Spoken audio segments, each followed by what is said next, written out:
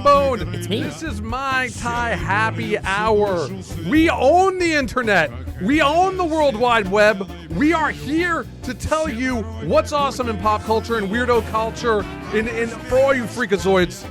It's what we're good at. It's what we're good at. We're good at this, and we're good at injuring ourselves. Very good at injuring ourselves. Very good at injuring ourselves. We have an excellent show for us tonight. We're going to get an update on how Hambone's feeling and my travel schedule. But first of all, I want to know what we're really talking about tonight, Hambone. So tonight, we have an amazing show for you. Literally everything that we wanted to see came out seemingly at once. It is going to be a completely spoiler-free episode tonight.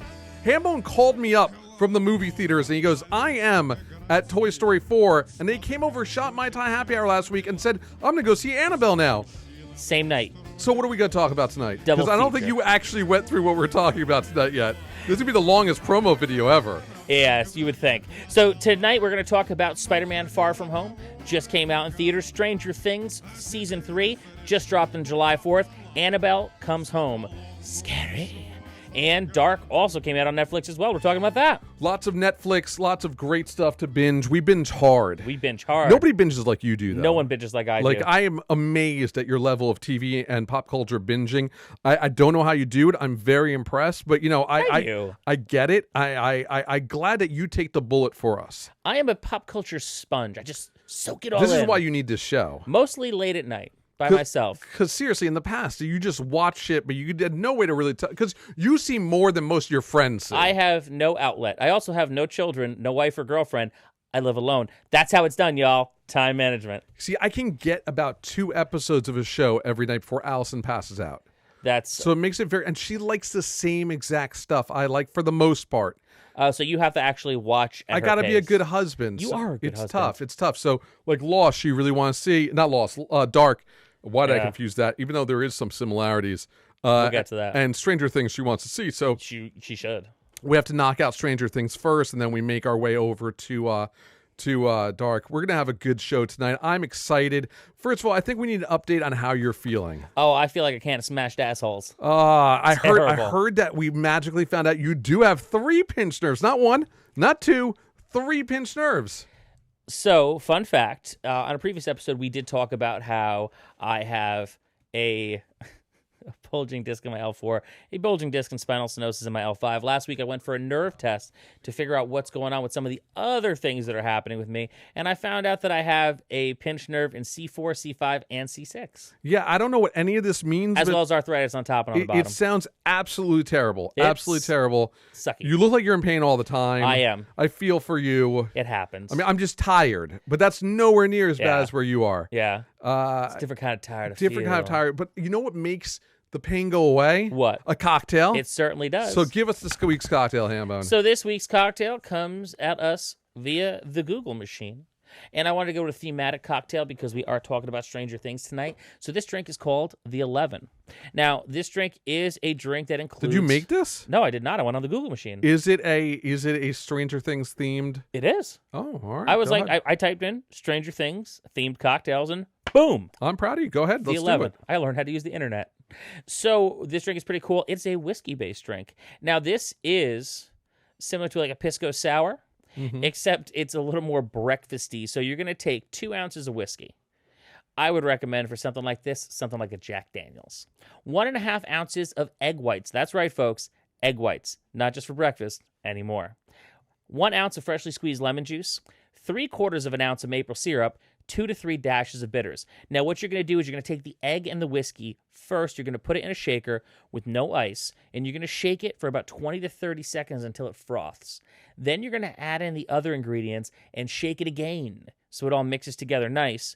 You're going to serve it in a nice highball glass filled with ice, and you're going to garnish it with 1 Eggo mini waffle. That sounds interesting. Yes. Garnish it with the mini waffle. The mini so waffle. You gotta stick on the side like an orange would go. Like an orange wedge. Yeah, I think that's kind of neat. It is kind of. Make sure you cook the waffle first. Obviously, the only thing cold in that glass should be the ice. Oh, Jesus Christ. That was both amazing and horrible at the same time. They don't all land, George. Yeah, they don't all land. They don't all land. That one's okay. That's okay. So I want to make it clear that this episode will be a spoiler-free episode. We're trying our best. We are trying our best. There is a bug down here. Is that like a giant...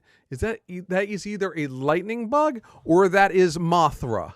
I can't quite tell. You scared me. Look at it. Look at it. It's flying. Look, it might actually be... begat you. I don't know. You're coming at me. I don't want to hurt you if you're a lightning bug. We'll ignore that. If it comes near you, just duck. I'm going to scream. Like that time the spider climbed on you. There's no ducking. Like I moved quickly just now, and I felt it because I got scared because I'm easily startled. But yeah, I'll just scream. We're in a basement, though, so there usually is a lot of creepy crawly things down here. Anyway, I want everybody to know that this will be a spoiler-free episode. We have worked so hard to not spoil anything for you, that we will, if we spoil anything, if we drop anything you could consider a spoil, I get permission to beat Hambone. No. Even if I do it. No. It's perfectly fine. I think everyone agrees with this. Absolutely is a great not. idea. I'm delicate. This is a great idea. I am not medically cleared to be beaten. So we'll discuss later. It'll happen at a place and time to our viewers' liking. Anyway, we both went and saw Spider-Man. I don't like this. Rare occurrence. We both got to see a movie at the same time. You didn't blow me off. We went to Spider-Man did you? at Carousel, where you can recline. Reclining helps. It's so necessary for my back. I went to a movie like semi-recently and I had to sit in a normal chair. And I'm not that bougie, folks. However, I do have some legitimate... I am that bougie. I need recliners now. I have some legitimate back issues, and sitting in a normal movie chair for 2 hours murdered me. Yeah, you know what murdered me? The popcorn. I think I put too much butter in it. I barely made it home. But that's neither here nor there. Well, hold on a second. For those listening at home, or for those watching on Facebook, I saw him, and he had his thumb on the butter button. Now, frankly... we are not legally able to call what comes out of that machine butter. It is butter-flavored topping, and he just had his thumb right on it. And I didn't realize it'd be that bad. I did not realize that. So I made it home. I was able to relax, though. Waiting for the final, it was not worth that final stinger. Yeah, you might as well have waited. But I was not going to go to the bathroom at Carousel because their bathrooms are horrible. Ew. I mean, they're not Clifton Commons AMC bad, but they're pretty bad. Yeah. Anyway, we both saw Spider-Man this week. Spider-Man, not my favorite superhero. Not my favorite superhero. On the list of superheroes, Spider-Man is rather low on my list of superheroes. I am more of an X-Men fan. Like a lot of the Avengers stuff going on, not a Spider-Man fan. That said, this is my favorite Spider-Man character actor. I don't know what his name is. Tom Holland. Very good at being Spider-Man. Right. I like that he's young and he can carry through. Like, he's going to be Spider-Man for a very long time. Yes, because they got him young. Yeah, I think he's going to have a lot. I hope they locked him in for like the entirety of like... It's Disney. You know they back that money truck up. Beep.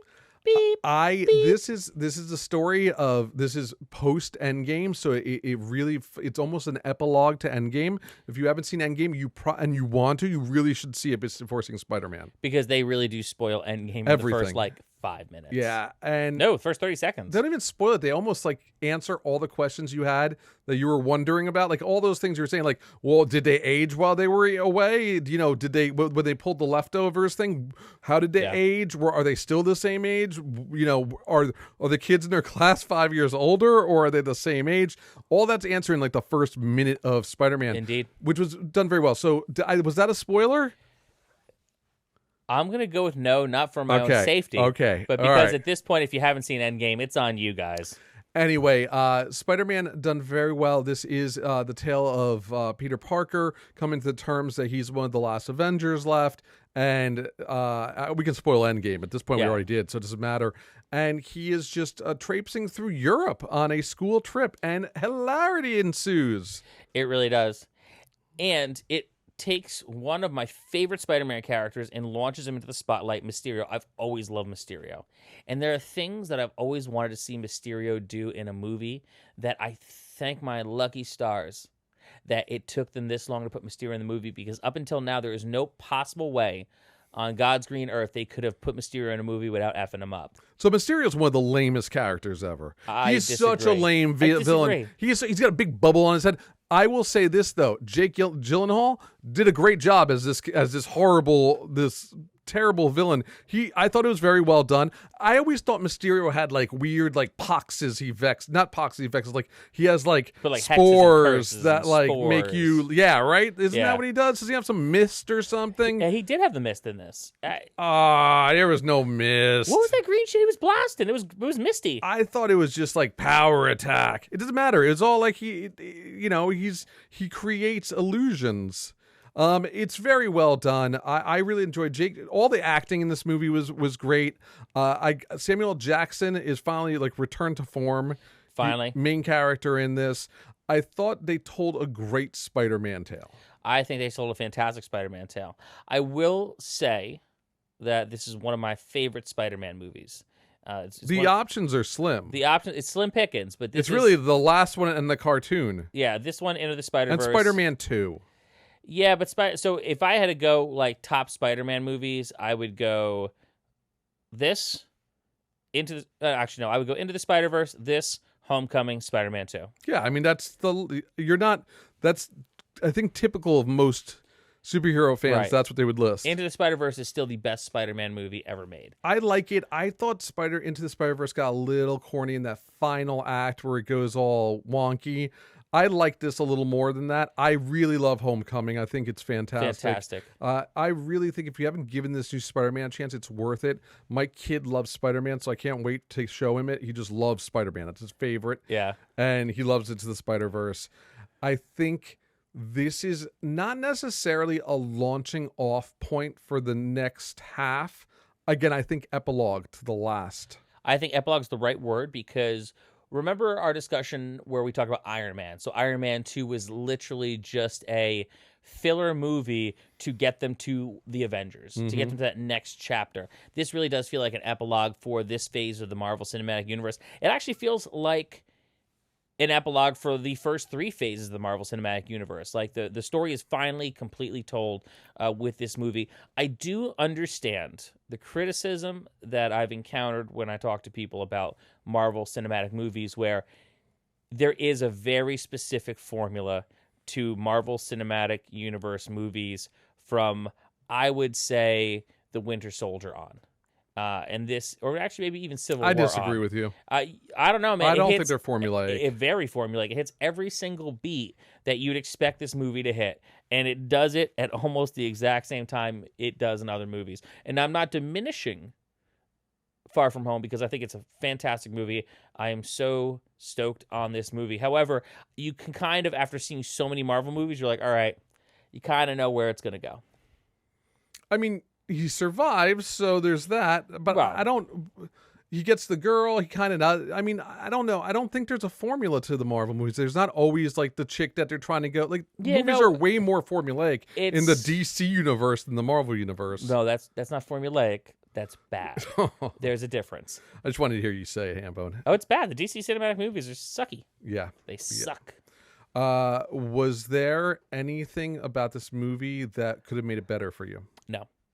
My one critique is that I really am kind of over after credit stingers. I've gotten to a point now where I think that the movie was so strong, it didn't need to have me holding my pee-pee in after like the movie, like waiting for the credits to roll up. It's like, I've got to piss so bad. And I'm like waiting, and because I know there was 2, and I'm like, and you never can really tell how long the credits are going to be and between the the last 2. one isn't even that good. Yeah, they've gotten to the point where this whole 2 after credit sequences is just fucking terrible. It's always the first one's important, the second one's not really that important. Yeah, and I don't feel like I get less value if I only get 1 after credit sequence, because I'm all about all killer, no filler, and that second after credit sequence was complete filler. What do you think about them re-releasing Avengers with a new stinger? It's a cash grab. Yeah. It's a straight up cash grab. I mean, today I read an article that it is in striking distance now because of overseas of Avatar. And I get it. I mean, why they're doing it now? Disney, I think, owns Avatar, right? Yeah, I know. Right. I know. It's not for Disney. It is for Disney. It's so Disney can have a movie that Disney made be the highest grossing of all time, because yes, Disney now owns Avatar, but they didn't make Avatar. So to them, it's like the redheaded stepchild or the blue-skinned elf person Avatar. I don't know. The movie sucked. But it's one of those things where because they didn't make the movie, they need to have one that they made be number one. They're not going to take the asterisk just because they own it. It's number one. They have to make it in the House of Mouse. Now, granted, if Avatar 2 comes out and does gangbusters, which I really can't see. I can't see. No, I can't. The Avatar thing's a one-trick pony, y'all. It killed 3D. It made and killed 3D, so they can't pull that. But here's the thing. If it comes out and Avatar 2 does better than the Avengers, they're not going to care because they made Avatar 2. It's all about ownership, man. It's cash grab. It's bullshit. I get it. And at this point, you know, they'll probably leave in the theaters just long enough to surpass Avatar. It's going to go through on fumes, but it'll get there. Do you know who my favorite Spider-Man villain is? Who? You need to guess. Oh, it's a guessing game? Okay. Yes. Give me 3 guesses. You get 3 guesses. Also, anybody out there who's watching right now, all like 2 of you, you're welcome to guess as well. Why am I looking at the screen? I'm looking at that. If you would like to guess, go right ahead, and we'll check our live feed. If you guess correctly, you get... and I'll find something to send you. I'm trying to figure out which one the Greek one is. The Greek one. Because that's obviously your favorite. No. Is it Rhino? No. Sandman? No. You get one last guess, Hambone. Venom? Nope. Who is it? I think I'm going to give it a segment Yeah. so that people can vote Okay. here, and maybe they will vote, maybe they won't. You guys get to tell me what my favorite Spider-Man super villain is, and I'll let you know, and then they should do him next. They've never had him in a movie. Oh. Yes. Interesting. If you thought more about who I am and what I am, you would understand why this is my favorite. So maybe I'll give you one more chance after the next segment. Hambone, Stranger Things 3 dropped. Oh my God, it's so good. I have not seen it yet because I was getting through dark. So Yes. you're going to review Stranger Things. No spoilers. No spoilers. We're doing so good. No kicks to the balls yet. Mm-hmm. But Stranger Things 3 is out. Stranger Things 2 I thought was better than Stranger Things 1. Right. Where does Stranger Things 3 fit into the narrative? Is it a whole new narrative this time? So they took the best parts of 1, the best parts of 2, and made a third story. And I think that I really love season 2. However, I can see where season 2 kind of went off the rails in the middle because they got too ambitious. But then they brought it home perfectly at the end. Like they landed it really well, but it was kind of touch and go for a few seconds in the middle. Season 3, they get even more ambitious than they do in season 2. However, they've learned from season 2's mistakes and they make a completely tight 8-episode story. I watched it in one sitting. Like I got home and I was like, I'm gonna watch a couple episodes. Is it? 8 episodes. Oh, okay, that works. I got home from a barbecue. Same with Dark. Yep. And I was like, I'm only gonna watch a few episodes. And then the neighbors in the neighborhood and the town was setting off like fireworks. So I was like, I really couldn't go to sleep anyway. So I just popped it on, turned the volume up. And then once you get past the 6th episode, I mean, the 6th episode is kind of the Rubicon. Once you cross that, you're like, well, I might as well watch the last 2. And I did. I love the new characters that they introduce. Some of them are older characters finally getting moments to shine. Some are brand new characters. And what they do well with Stranger Things is they don't introduce a character unless you are going to fall in love with this character and really like this character. And they do this. They did it in every single season. And this is the season where everything pays off. Everything they've been building towards, whatever they're trying to get to, it completely come through with it. And when the stuff does pay off in this, oh, baby, it pays off so good. It is so good. There's so many things I want to say right now that I can't because I do not want to get beat up for spoiling this for you. However, there's a reason why this show is such a cultural phenomenon. And for some reason, unlike most other shows, they never forget why people loved it in the first place, and they always go back to that.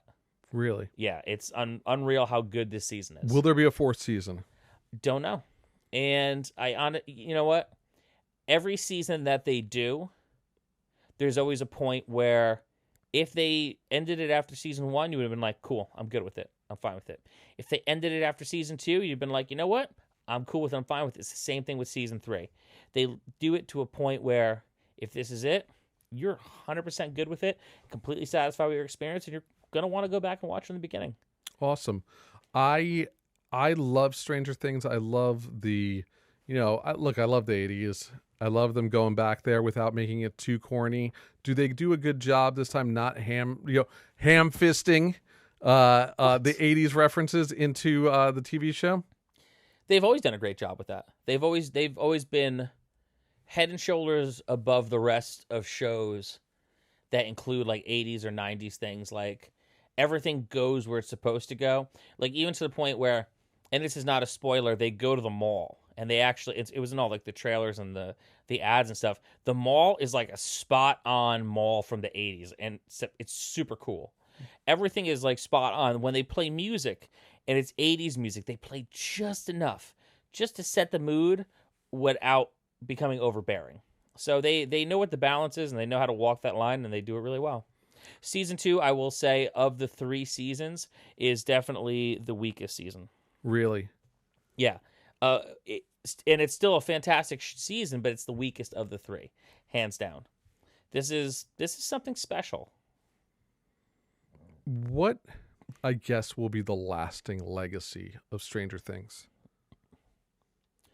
Well, there's a couple different thoughts in it. I think that the lasting legacy of Stranger Things, I mean, one of the first things I think of is that because of Stranger Things, Dungeons and Dragons is once again part of our cultural lexicon. And for you, that's a big thing. For me, that's a big thing. However, I know now, Dungeons and Dragons 5th edition's been out for, like maybe 6 years. Mm-hmm. It brought a lot of people back to Dungeons and Dragons. But the volume of people who are interested in Dungeons and Dragons never would have arrived if it weren't for Stranger Things. And it was kind of like a perfect storm, having the perfect system there in play when all the people heard about it and the words kind of were in people's brains again. I mean, granted, there's a lot of other things and other aspects as well that are driving things to where it needs to be. But Stranger Things, so many people watched it. It brings D&D back to the cultural lexicon. I think its lasting impact is it really will challenge writers of all genres to find the best path to make a ensemble cast click and gel where everyone has that moment, that everyone gets their shit in, and it doesn't become unbalanced. Because that's one of the things I think Stranger Things does great, is that season 3, there's multiple different stories going on, but everyone gets the right amount of screen time where it doesn't take away from anyone else. It doesn't hinder or overpower the story. And when everyone is together, like there's a reason for that. Like it'll redefine the way people write team movies, like even like stuff like the Justice League or like the Avengers and stuff like that. It's hard to do something with an ensemble cast. I think that when people were like, yeah, you know what, everyone's over the 80s, they're like, not dead yet, motherfucker. We are still wearing neon and day glow.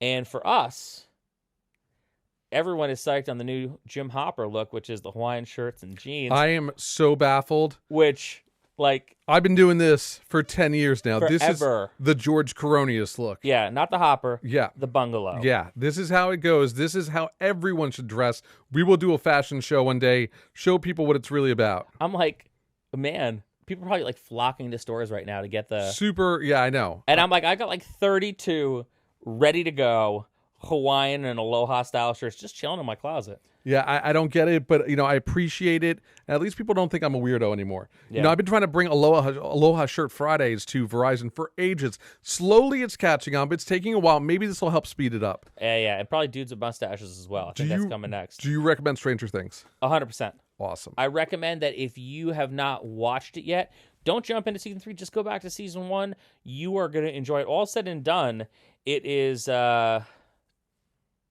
episodes. So it's not a lot to catch up on. It's not like, going back and trying to watch, billions of episodes of The Walking Dead. Understood. And speaking of Walking Dead, right? Did you hear what happened to the comic book? Yeah, it just abruptly ended. Robert Kirkman abruptly. Now, we can't spoil anything because we swore this would be a spoiler-free episode. Right. But Robert Kirkman, an incident happened, and then you're like, well, how will this comic book continue? Next book, he canceled it. He ended it. It just ended.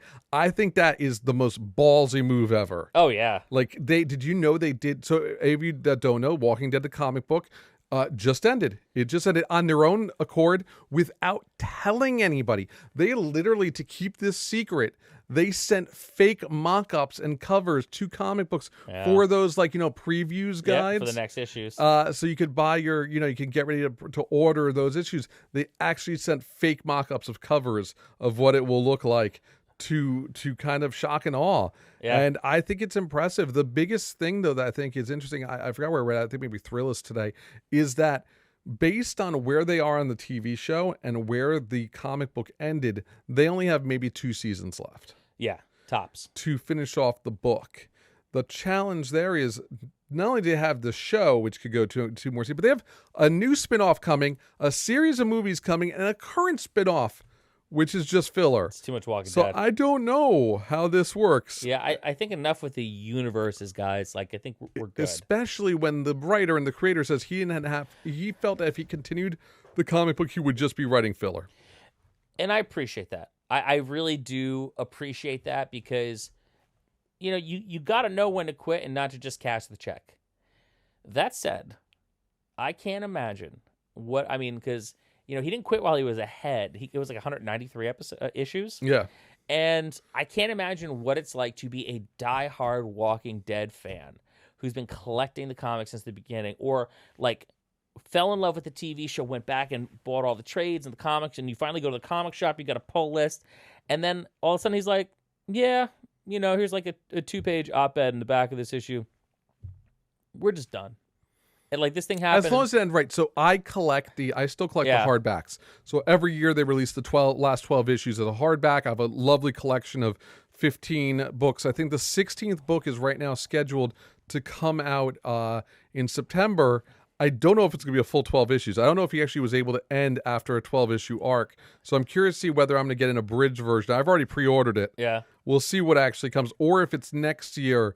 I don't remember how quite... I think it's this year, though. I think this is where it ends. I mean, either way, 193 issues of anything nowadays is a good run. Who it really hurts the most? Image? Image Comics and comic book shops. Because Walking Dead fans... I mean, maybe they're buying mostly in trades. Like, I don't know. But I know the state of the comic book business is in the shits.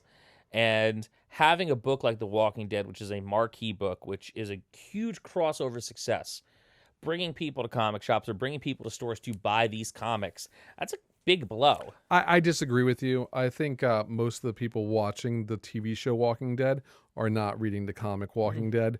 I think, if anything, what draws kids and people into the comic book shop is the big tentpole superhero movies like Endgame. I think that has more to do with than Walking Dead. I think Walking Dead did draw some, but I just don't see Walking Dead fans branching out and reading superhero books. Well, that's the thing. So I think it's the opposite, because I know all these tentpole superhero movies do not drive enough people to comic book stores to actually affect or change the business. But Walking Dead people, Walking Dead comics are much more aligned with what's actually going on with the show and how the show is done versus, say, like anything that you see in tights. No, I understand. So branching off to another Netflix vehicle, I watched Dark. For those that don't know, and I know a lot of you probably don't, though I've been singing its praises, Dark is a German language science fiction show. It's about 8 episodes. I think the first season may have been 10. This one's 8. It is a exquisitely written story about time travel. Yeah. Now, time travel is very difficult to understand. This movie turns on its head, makes it 10 times more crazy and convoluted, but the story is so engaging. It's the story of like 4 or 5 different families and how their lives are intertwined through time and then going back and changing time. Yeah. I really can't. This is not going to be a good review because I can't spoil anything. And even if I tried to, it wouldn't make any sense because you kind of need a roadmap to follow the show. Yeah. I honestly believe everyone should rewatch the first season before watching the second season. But the first season ended with like they finally, it was a lot of travel back to the future. This time, much like Back to the Future ends in the future with this crazy apocalyptic scene, you realize that what they're building towards might be to beat the apocalypse.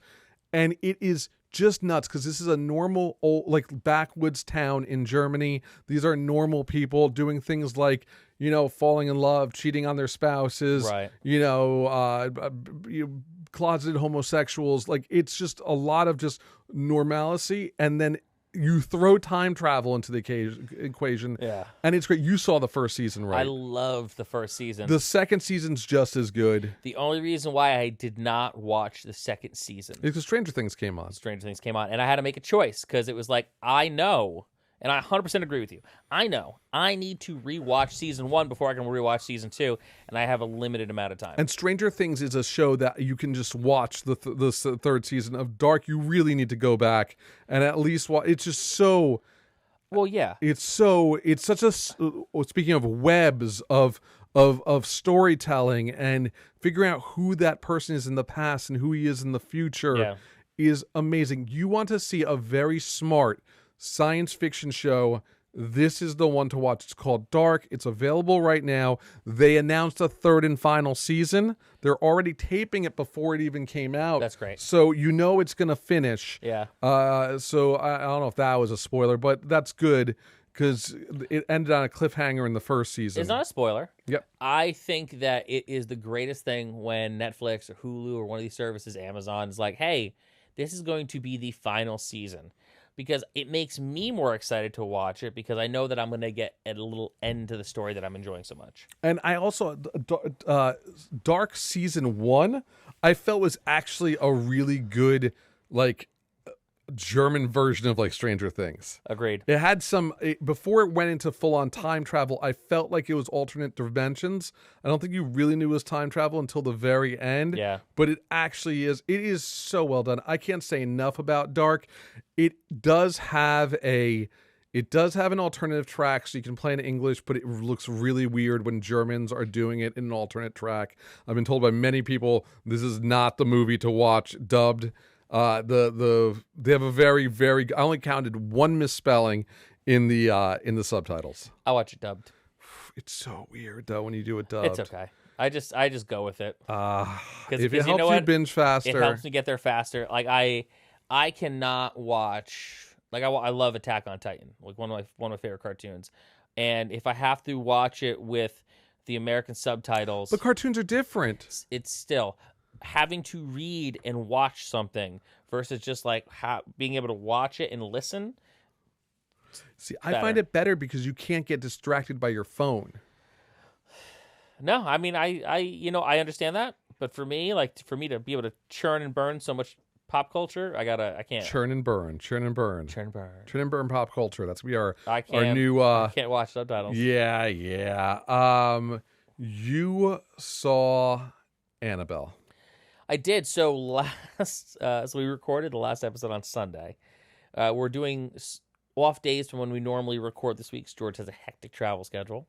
And go to Chicago again. He's going to Chicago again like tomorrow. We'll have more tiki drinks. If you're in Chicago, you want to play with some 5G and get some tiki drinks, come find me.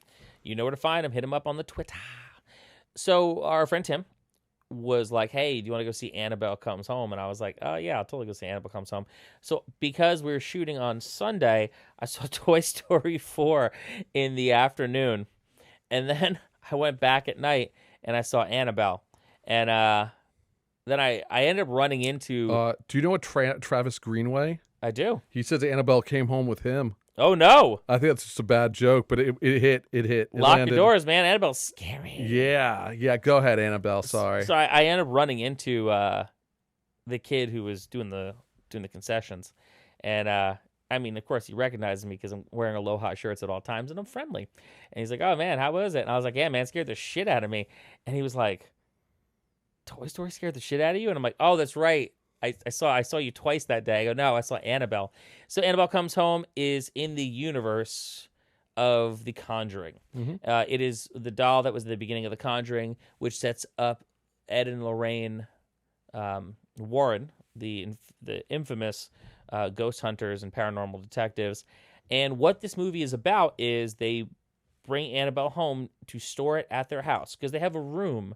And you've seen this in The Conjuring, you've seen this in any of these other movies where they keep all the haunted and demonic shit and they seal it off, they ward it, words of protection, holy water, the whole nine, to keep it safe from the world and keep the world safe from it. So they bring the doll home, and they're like, oh, we're going to go on a ghost hunt. So our daughter, who is, psychically in tune, because of course she is, has her babysitter come over. Then the babysitter has one of her bad girlfriends come over, and wackiness ensues. This movie is so scary. It's scary? It's scary. Like really scary. It is, because they have perfected in the universe how to build up a scare and then kind of rope-a-dope you, so you think it's going to come, you think it's going to happen, and it doesn't, and you kind of finally let your guard down again, and then it comes for you.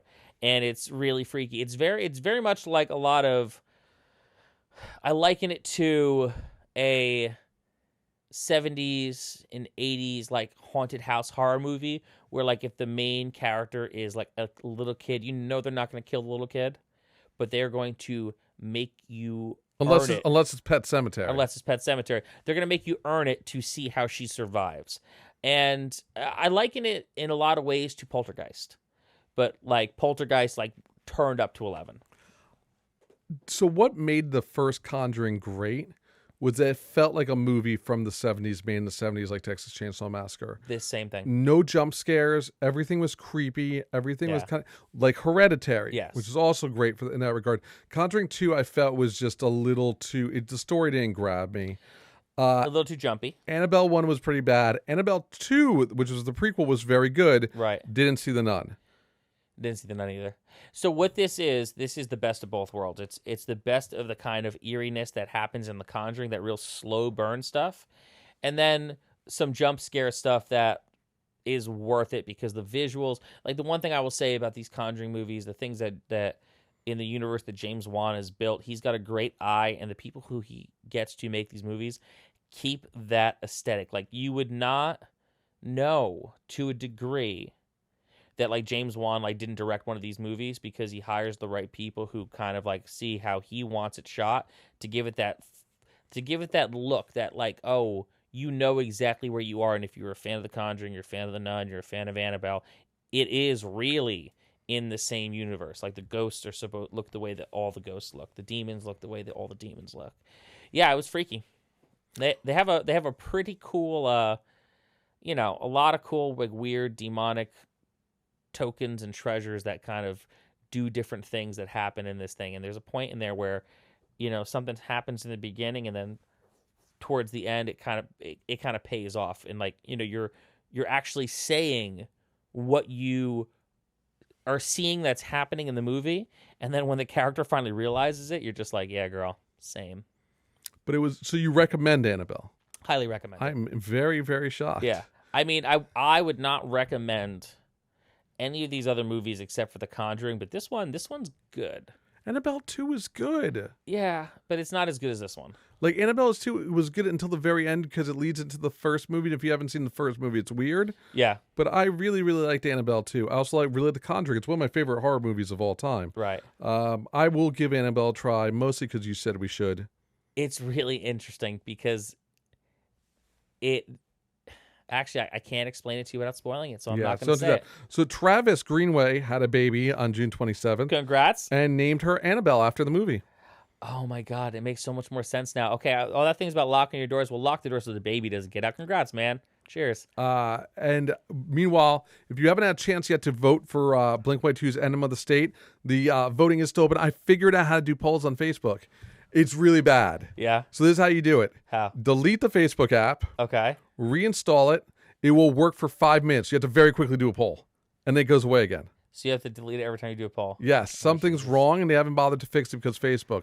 But that is the only way to get to work. So Enema of the State, you can vote for it on my Facebook wall. Go find it. It's not too far down. I'm going to reshare it after this episode. Right now, it's losing. It's losing by a bit. Of course. No surprises. I actually started listening this week, too. So people had things to say. Some people were like, well, it should be Dude Ranch. Right. I listen to Dude Ranch. Dude Ranch has one good song. It's Damn It. I disagree. That's the best song on the album. Josie's okay. Maybe 2.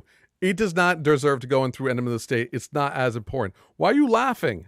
I'm laughing because after that I listened to Emma say it the other day. It's so fucking bland. It's so bland, but I understand Yeah. why people love it. But however, I did listen to their new album, California, Right. which is a very good album that shouldn't have been made by Blink-182.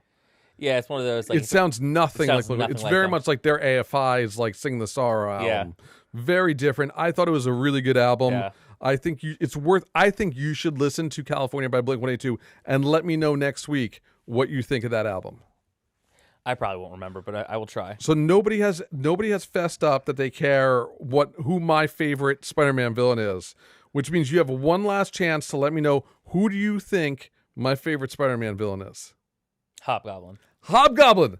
How come it took you 4 chances to find out Hobgoblin? Now, why is Hobgoblin my favorite supervillain? I'm in a lot of pain, so I'm really just trying to keep this going. Former journalist.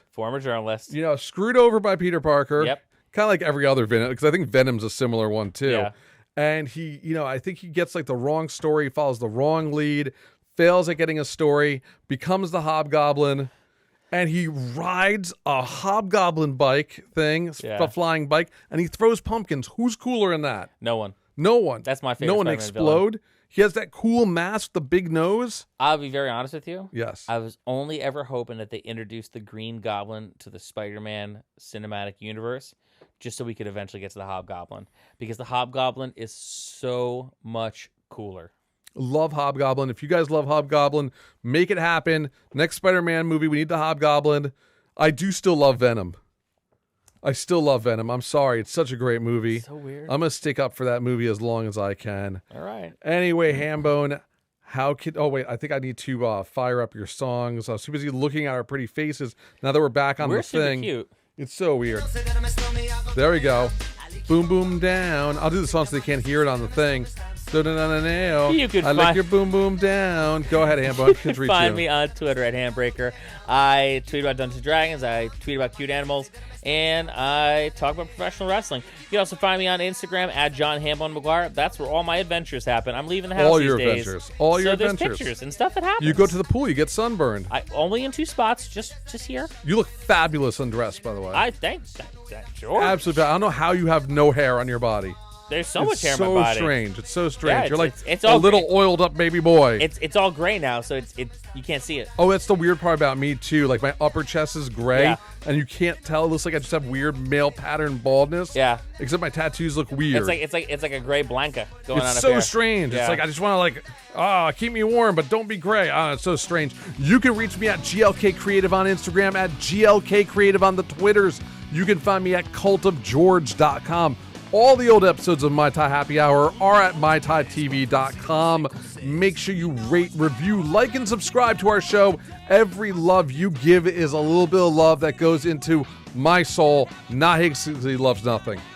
Actually, no, it should all go to the eventual GoFundMe we're going to do to give him a new, repaired, fabricated back. When we have to do the Murphy's Law tribute show for you. And get the Cro-Mags to do a show to save Hambone's back. I've already got it sussed out. We're gonna get Carlos to 3D print me some discs. Oh, that's interesting. And new nerves and I don't know. You could 3D print nerves. I don't know, but I'm telling you, that tribute concert to you is gonna be amazing. You won't be able to play in all the bands that are gonna be able to we're gonna reunite Brian and Bastards and Pensy Prep just for a tribute show for Hambone, and it'll just be sad because you'll be in the wheelchair. George! But at least you'll be able to get the best seat in the house. I told Ian the other day, Ian's like, man, you're pretty messed up. He's like, is there anything I could do to help? I was like, listen, man, when Skynet eventually rises and the machines show up, just tell him to give me a spine. I was like, just do the job. I know it goes against every fiber of being. You want to fight for humanity, fight for the future. I was like, just do the job. Papa needs a new spine. Papa needs a new spine. Just be like, yeah, just give him. You could be the manager if you. Oh my God! If they knocked on John Connor's door, his step parents' door, and it's like boom, boom, boom. It's a giant robot cyborg that looks like you. Oh my God! With the sunglasses and the hair, totally have abs. You'd be like, I am here for John Sweet Connor. D'Angelo V. It would be amazing, but you'd have a back that worked. No, but you would look. There would be no abs. It would still be you and a Hambone body. Well, it's gonna be a robot. I want to be like a hot robot. No, you'd be like the sludge Terminator that turns into liquid. You'd be like Ooze Terminator. I don't want to be doughy. If I'm going to be like half cyborg, I It want would to be like. if you were a doughy Terminator, it would be the funniest thing in the fucking world. That would be the most unassuming killing machine. It's just like, Seriously. oh, look at this schlub in his Hawaiian shirt. And it's like, surprise, bitch. Yeah, think about it. You would like be able to just like, yes. I mean, your eye. It'd be so great. And you have like Arnold Schwarzenegger's forehead too, so it would work out perfectly. It is. This is the movie we need to make. If any of you, Dave from Doggy Dog, if you're watching this and want to do a new horror movie, Haminator. Let's do it. Let's do it. Haminator 2.0. I'm so in. Get Guns N' Roses, the new Guns N' Roses, to do like a song from like Chinese Democracy for it. I am so tired right now. Hambone, take us out. Everybody, remember, be nice. Aloha.